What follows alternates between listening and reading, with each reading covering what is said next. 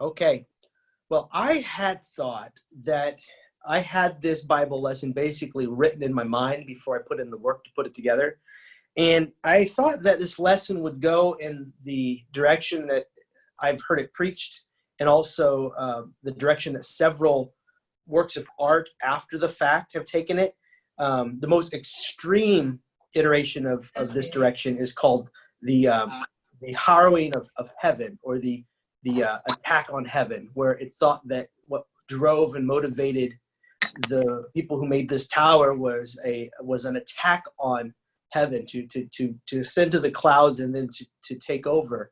And that is a tradition that developed out of this story. But as I studied it, I determined, along with most biblical commentators, that that is in fact not the main point.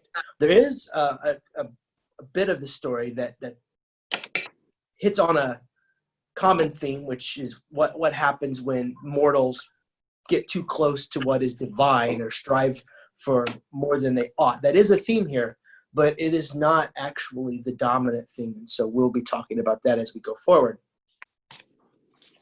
In weeks past, you may recall how we've considered how some stories in the Bible share similarities with stories told by other people groups in the Near East. For example, last week we talked about the flood story in Genesis, and we also compared the creation stories to other creation stories that were around in the area where these stories are being told. But one might expect a story like this one to have some parallel, be able to be compared to similar stories. After all, the tower seems to be cast in the mold of Babylonian ziggurats, which we'll talk more about later, what those are. And to be sure, there are some stories that have some similarities, perhaps binding people or spreading people out by way of changing languages, and also stories where towers are built to the heavens. But actually, this story, as it's told in the flow of the narration, has no parallels. This is a unique story to the Bible, which I think is very neat. How old is it? Well, it comes from the Yahwist sources. We've talked about the priestly sources, Yahwist sources. This based off of the language used, and especially the language used for the name of God. It's a Yahwist source, which puts it somewhere between 900 and 800 BCE. But it may be drawing from older stories. But first, let's fill in the gap. Last week, we left off at Genesis 9:17, where God set the bow in the sky, saying, "Upon seeing it, I will remember the enduring covenant between God and every living being of all the earth's creatures," from Genesis 9, verse 16. And what follows is a strange story that I touched on last week, involving Noah in a drunken stupor and his three sons.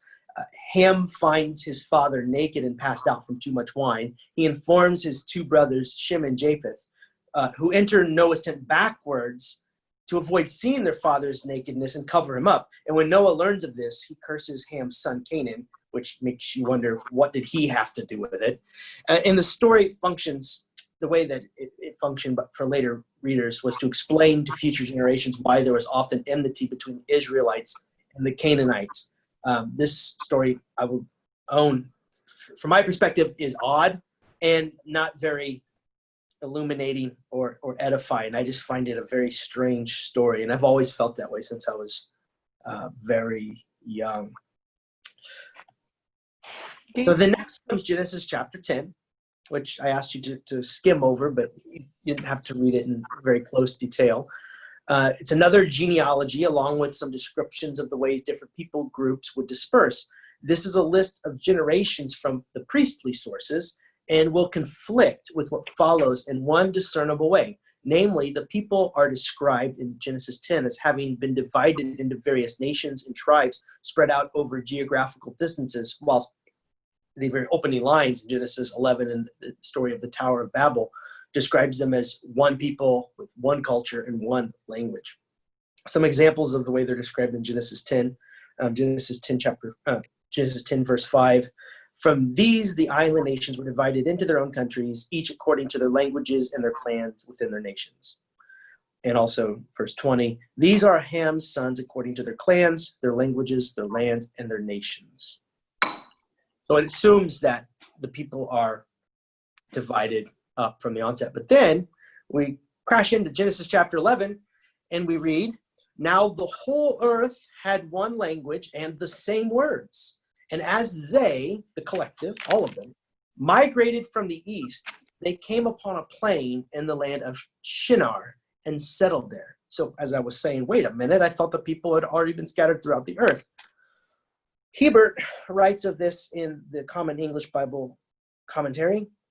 The reader may find it strange that after Genesis 10 describes the entire world being populated, Genesis 11 begins by saying everyone lived in one place and spoke the same language. These are clearly different traditions about the beginning of the world's cultures. The priests in Genesis chapter 10 and the Yahwists here. A bit about Shinar. This is a detail that is very important to understanding this story. We know exactly where this is. It is the Mesopotamian river valley where Babylon was located. It's mentioned in other places later in this story and previously in Genesis chapter 10. So together with the Nile Valley, it gave birth to civilization in the ancient Near East, writes Hebert. That's a detail we'll come back to. And they said to one another, come, let us make bricks and burn them thoroughly. Another important detail, making bricks. And they had brick for stone and bitumen for mortar. Then they said, come, let us build ourselves a city and a tower. So it turns out we know the geographical location of the tower that is likely the inspiration for the tower in this story, although it's no longer standing there. So let's build a tower with its top in the heavens, and let us make a name for ourselves, motive number one. Otherwise, we will be scattered abroad the face of the whole earth. So a fear of being scattered as the second motive. So the two reasons given are they want to make a name for themselves, and they want to avoid being scattered abroad the face of the earth. They build a tower with its top in the heavens, perhaps alluding to a striving towards divine status, as is the case in other Yahweh stories. For example, the Garden of Eden, where they strive towards wisdom and knowledge, but are cut short from immortality. And the story also in Genesis chapter 6 of the Nephilim, those heavenly creatures, and the human women, and how Yahweh decided to cut short the years of humanity and limit them to 120 to keep them firmly in the place of mortal. So 2 points. What's in a name? So why are they wanting to make a name for themselves? A name that is remembered gives one a certain kind of immortality, though certainly not the kind of immortality sought in Genesis chapter 3, verse 22. Ironically, and we'll talk more about this later, but ironically, the name given them in the end is Babel, the name that would come to symbolize division and scattering. So they do make a name for themselves, but not in the way that they had planned. So why avoid being scattered? Why are they afraid of being scattered? Fear of being scattered. This is a quote from Friedland from the New Interpreter's Bible commentary. Fear of being scattered appears to be the main motive. Most basically,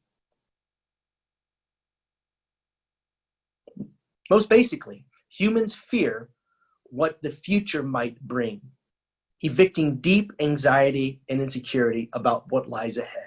We do not discover fear of other human beings, but fear of not being able to keep their community intact in the face of a perceived peril of dispersion into a threatening world. Hence, their action constitutes a challenge to the divine command to fill the earth, which we read about back in Genesis 1. So in not scattering, they are not fulfilling the divine command given them from the beginning. So before we move on, what about this tower? It turns out that we know a lot about the sort of tower the authors of this story had in mind. Its geographical location, mentioned in verse 2, Shinar, places it in the heart of the Babylonian Empire, for Shinar is another ancient name for Babylon. In Babylon, there were many towers built out of bricks and mortar. That's why I said verse 3 is important. As in that area, there were no good stones to quarry in the region. These towers were called ziggurats. There was one ziggurat in particular that is quite likely the inspiration for the tower in the story. It was called Etimen Anki. The building, and I'm quoting Jonah Lindring, the building was known as Etemenanki, which means the house of the foundation of heaven and earth, a giant mountain of bricks and tiles with, on top, a temple for the god Marduk. And this one was described by ancient historians as having 7 stories to it, this particular one we're talking about. The temple tower, again quoting Lindring, the temple tower was erected at the center of the world as the axis of the universe. Here, a straight line connected earth and heaven. This aspect of Babylonian cosmology is echoed in the biblical story, where the builders say, "Let us build a tower whose top may reach unto heaven." So that's where your mind is supposed to go. And in the day that the story was told and written, that tower was still very much a thing. It was there. It was a landmark. Then the Lord came down. Yahweh came down to see the tower which the mortals had built. So again, the distinction between the Lord, the divine one coming down, and the mortals, a barrier there. And the Lord said, by the way, who is the Lord talking to here? The Lord said, "Look, they are one people, and they all have one language. And this is only the beginning of what they will do. Nothing that they propose to do will now be impossible for them." So notice first that the Lord came down. This reflects a different belief in the nature of the relationship between the heavens and the earth. In the Babylonian mind, the heavens were upwards, and the gods lived up there, distant and separate from the world of mortals, which is why you build a ziggurat like this, and why the top is the house of Marduk, and why that one tower in particular was the highest one built in Babylon, was seen as this connector between the heavens and the earth. You build ziggurats to reach the gods. Yahweh is a God who comes down into the created realm and engages with the mortals. And so the gap between the heavens and the created order is narrowed, is lessened here. This is a theological move that the storyteller is making to talk about the difference between the God of Israel and the gods that were being worshipped and held up all around them in that region. I also want to say something about that last line from verse 6. Nothing that they propose to do now will be impossible for them. So here again is another example of a running theme. Yahweh has keeping the boundary between the divine life and the mortal life in place, which was the case in the Garden of Eden, although there's some movement there that the humans become more like God in that they have wisdom and knowledge. But then also this theme is reflected again in the shortening of the lives of humanity in Genesis 6, verse 3. Verse 7 reads, "Come, let us," an allusion to the divine council that we've talked about, where Yahweh was in the heavens with a divine council of other heavenly beings. "Let us go down and confuse their language there, so that they will not understand one another's speech." So the Lord scattered them abroad from there over the face of all the earth, and they left off building the city. Therefore, it was called Babel, because there the Lord confused the language of all the earth, and from there the Lord scattered them abroad over the face of the earth. The Lord has, in doing this, coerced the humans into fulfilling the original mandate, which was to fill the earth. Freundland writes, "The confusing that leads to their scattering thus becomes a means to another end, the filling of and caring for the earth in fulfillment of the creation command. God thereby promotes diversity at the expense of any form of unity that seeks to preserve itself in isolation from the rest of creation." I'll read that last line again because it's important. God thereby promotes diversity at the expense of any form of unity that seeks to preserve itself in isolation from the rest of creation. We'll talk more about that in a little bit. Now, the Hebrew word for babbling is not babble. I think that's where it comes into our English language, babble, babbling. Maybe perhaps even from the story, I haven't chased that thread down, but it's not the Hebrew word. But the word bears a strong similarity to the Hebrew word for confuse, balal. This is an intentional play on words, which we find lots of these in scriptures, actually. And they're fun to pick apart once you figure out what the Hebrew writers are doing with language there, puns and plays on words. It's a lot of fun. So this is a play on words. The efforts of the people who sought to make a name for themselves have been thwarted by Yahweh and cast into confusion. Freundlein writes, the very name they sought to make for themselves becomes a name for confusion, making them famous for their failure. The literal meaning of Babel means gate of God, and it's given an ironic, if imaginative, etymological link. So all said and done, this story is a huge dig at Babylon, specifically the Babylonian Empire that subjugated the Israelites, the people spread out through Israel, Palestine, and surrounding regions for a considerable period of time. And this is a story that calls into question the priorities and ways of the Babylonian Empire. So here are the big takeaways. What's wrong with unity? So what if the people wanted to cohere under one banner, bond over a common culture, and build a tower to the heavens as an anchor for the civilization? Freundlein writes, ordinarily, we regard unity in the human community as desirable and in tune with God's purposes for the creation. But here, because the unity desired and promoted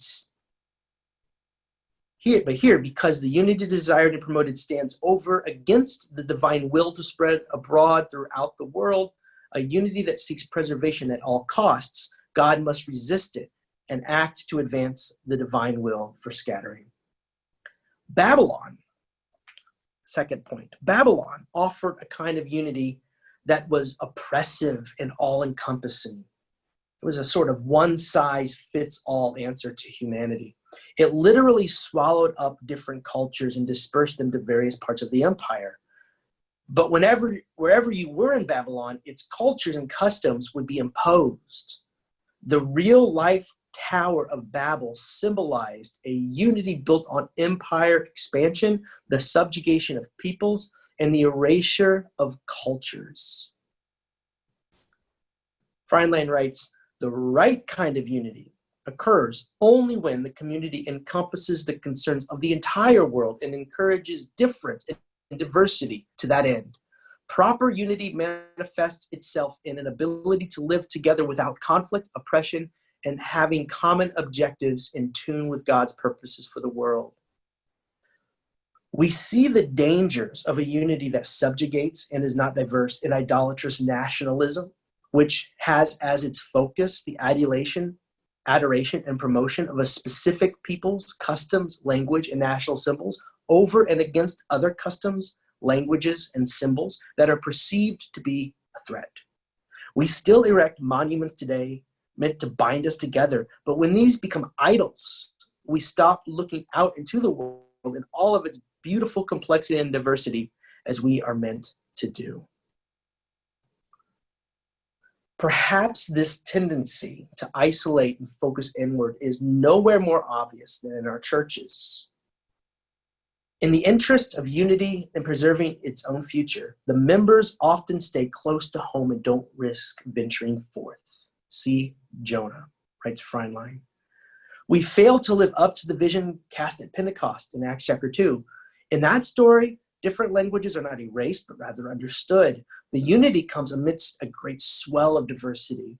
This is meant to be the work of the church, to help ourselves and others discover that there is a unity we find with each other that does not erase diversity, but is stretched, challenged, and strengthened by it.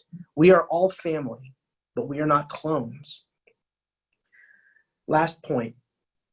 We should continue to fill the earth, or in this case, learn about others who fill the earth. We should approach other cultures and peoples with curiosity. There is a great lesson in this story. if we had stayed at the tower singing the same songs to the same weary tunes, life would be a lot more boring. It is good that we have been scattered. Now we have the opportunity to find a still deeper, more profound unity. The biggest, I'll open it up to questions, but first I'll say the biggest shift for me in my understanding of the story was I did not know, I never noticed that the motivation for building the tower, the primary motivation was the fear of being scattered. They were afraid of being scattered. And I never noticed the way that pushes against the divine call from the beginning in the first few chapters of Genesis, which asked humanity to go and to populate the earth and to be a blessing to it and to also enjoy the planet. That was the biggest shift for me in my study of it, this passage this week.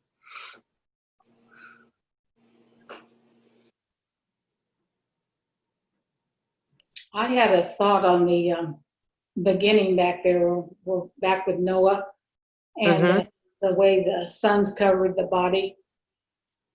To me, this was God's way of saying, okay, we've had the flood. We've gotten rid of all the evil.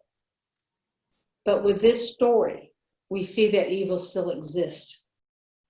And that we can expect it to continue. We're not, the new world after the flood is not going to be a perfect world. You're right that immediately after the flood, where it seems like we're about to enter into a new revised Garden of Eden, you have this story of family dysfunction and curses, a father cursing the grandchild of his son. It's a messy story for sure.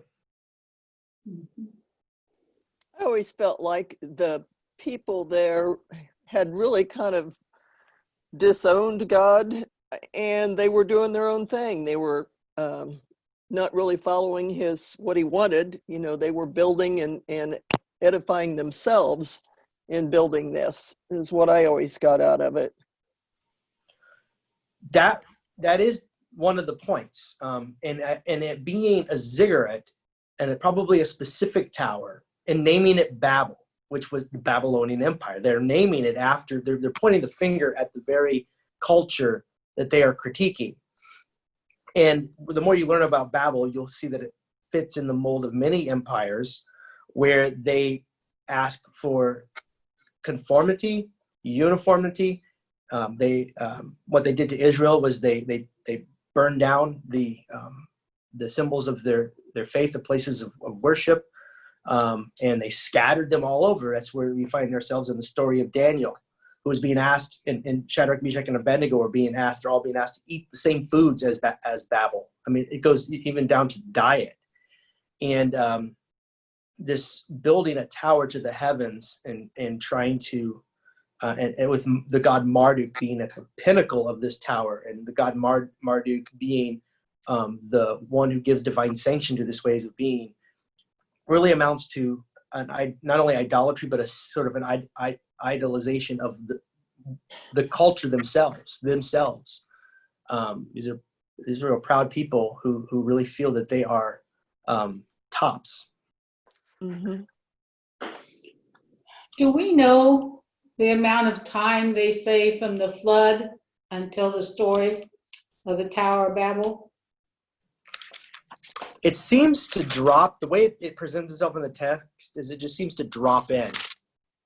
We have a genealogy that seems disconnected from it. It's from the priestly source, so it is in fact from a different source, where the peoples are already scattered.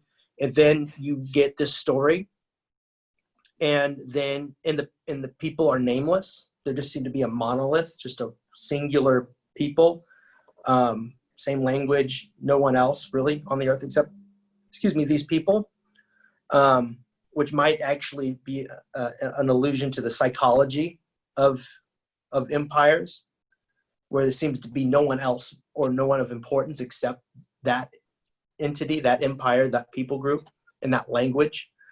But then it picks up in verse 10 with another genealogy that comes from the Yahwist source, with the same people as the genealogy that was in, or some of the same people that was in the genealogy in chapter 10.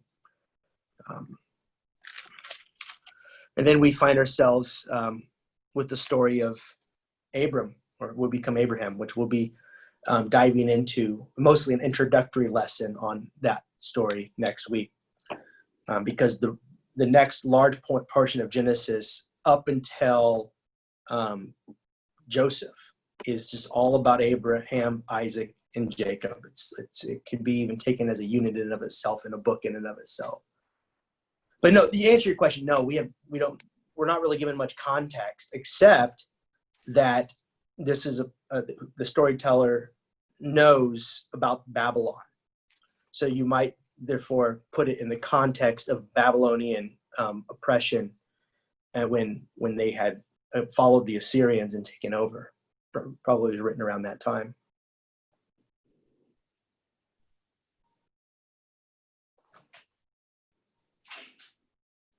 The naming of the geographical place, Shinar, really gives it away, what's going on. And the naming of the people as the tower as Babel. It's not even subtle.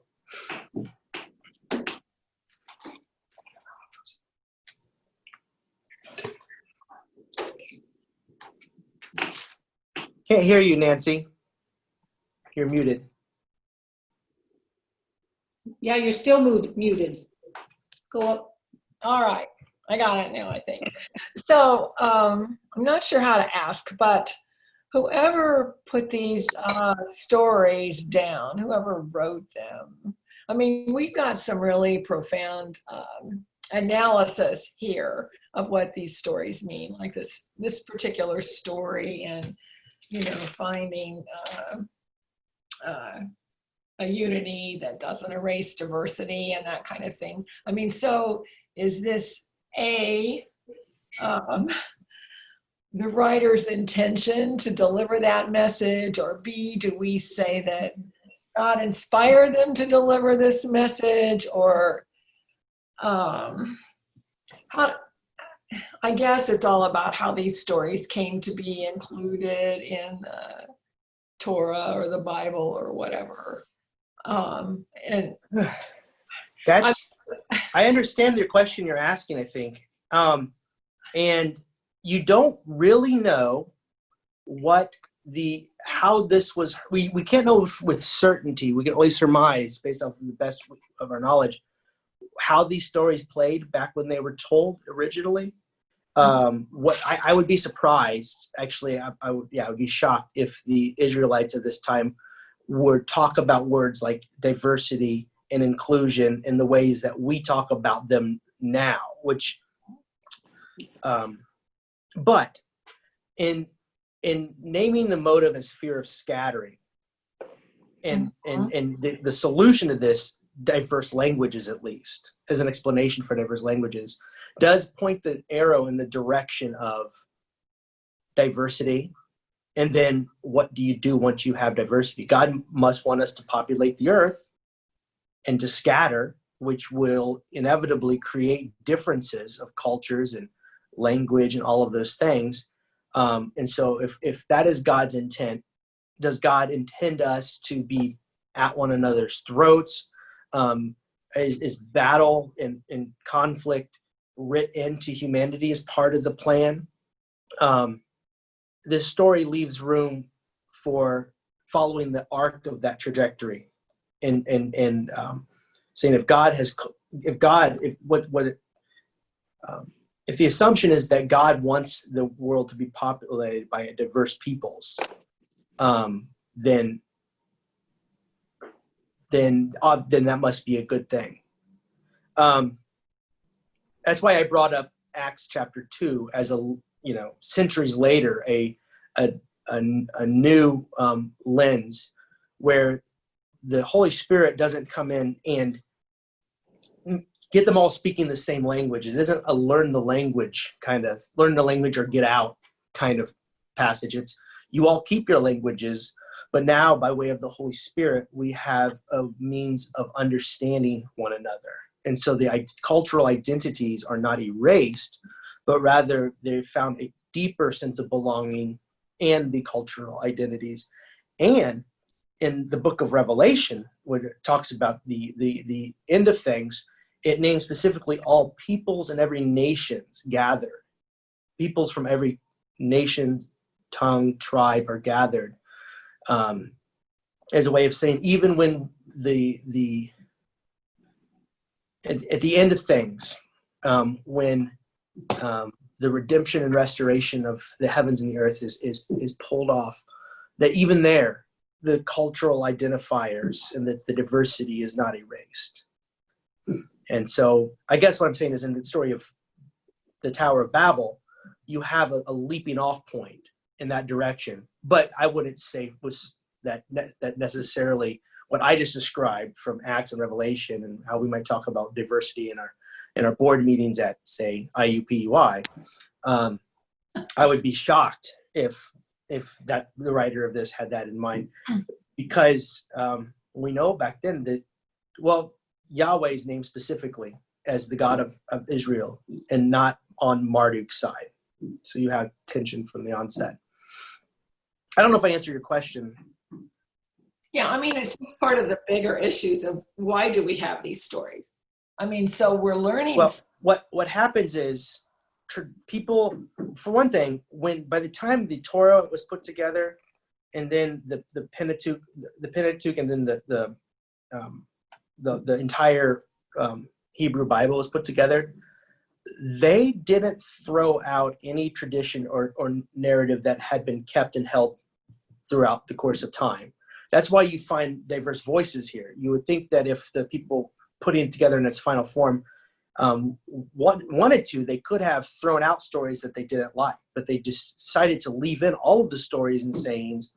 The important thing was if they had been held by these faith communities for a good period of time, and over time they began to be elevated.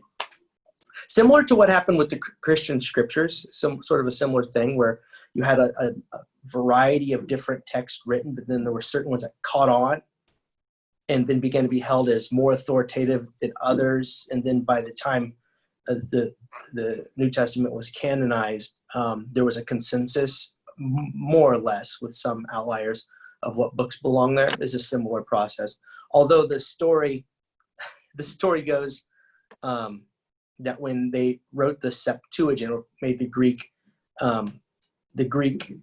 Bible, translated it to Greek and compiled it in the form that we have now, that 70 scholars, that's why Septuagint's from 70, that 70 scholars and scribes went into different rooms and came back with the same list and the exact same translation with the exact same word. It's a mythic story that shores up the reliability of the Septuagint, because I find it highly unlikely, but I'm rambling now. I think I remember reading this, that it was Josephus. How do you say his name? Josephus. Josephus. Probably. Okay, yeah, I've seen it several times, but saying it's not in my vocabulary. I'm not good with words. But I read someplace that where they were doing excavation around Babylon, they found a slab that talked about the tower with a description of it. So apparently there was some sort of record other than just the Bible. Yes. All that I was saying earlier about the tower, they think that inspired the tower in this story, that comes from extra biblical sources, excavations, they know, and also descriptions. Herodotus, the ancient historian, is not thought to have traveled there, but describes it in his histories. And so it was, and descriptions of it are come from various places. So that wouldn't surprise me at all. Have you ever heard that on Moses's rod, there were like pictures that represented the stories? somewhere in my Never rattle, heard. I Never heard heard that. I'm sure it's just someone's imagination, but before they wrote things down.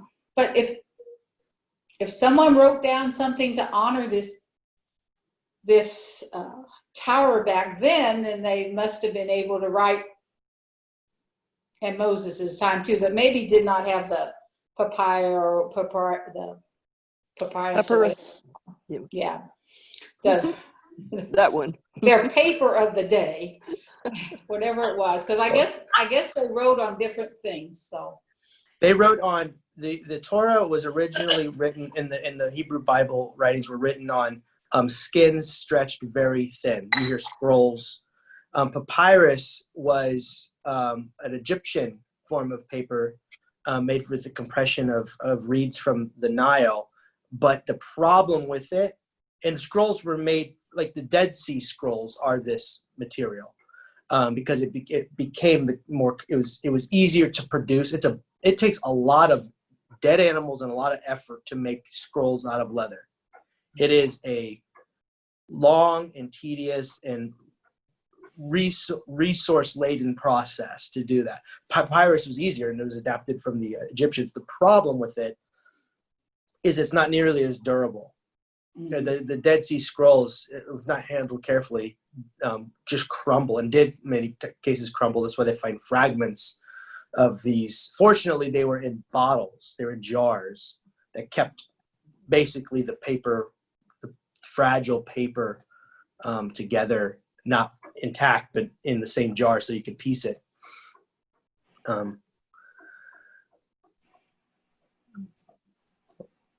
Sorry, that's just an aside.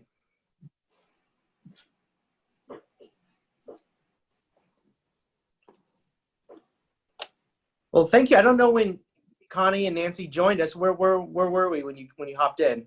I think I got in right at the beginning. Oh, Yeah, good. I got there right before Connie. Oh, well, there you go. I had no idea. I mean, you were on your first slide, I think. Okay. It's About just, I love that. Noah and all that. I love that picture of the backing in with this sheet.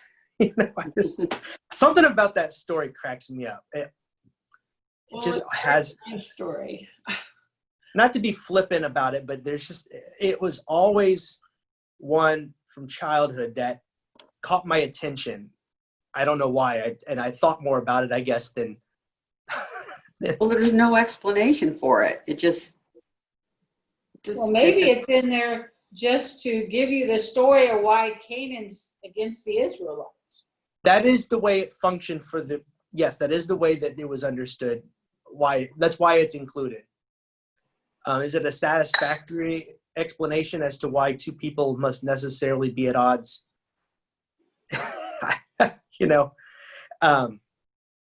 That it doesn't quite satisfy me, but Well, siblings are strange, And then Noah gave the curse, so I guess Noah was actually the one that created the rift. yeah, lay off the booze maybe. And I was going to say, problems. got drunk. What do you expect?